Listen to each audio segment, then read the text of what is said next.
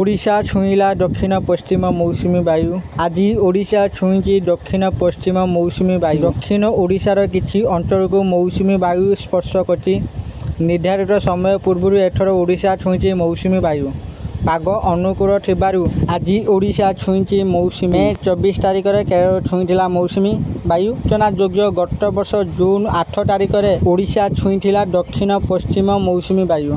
चलित थर ओडिशा को मध्य मौसुमी सहर स्पर्श करिबा। गुरुवार सुधा राज्य को दक्षिण पश्चिम मौसुमीर आगमन हेबो बोली पाणीपाग विज्ञानी माने कहिथिले। उत्तर पश्चिम और संलग्न पश्चिम केंद्रीय बंगोपसागर उपरे घूर्णिबलय प्रभाव रे ओडिशा उपकूलस्थ उत्तर पश्चिम बंगोपसागर रे एक लघुचाप क्षेत्र सृष्टि होइतिला।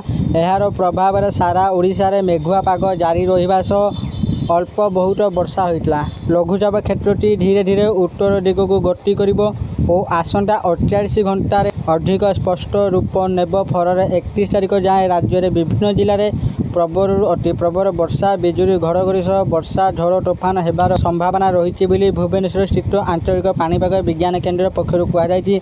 एहार प्रभाव में ओडिशा रे मौसुमी सक्रिय हेबाकु अनुकूल वातावरण सृष्टि होइतिला।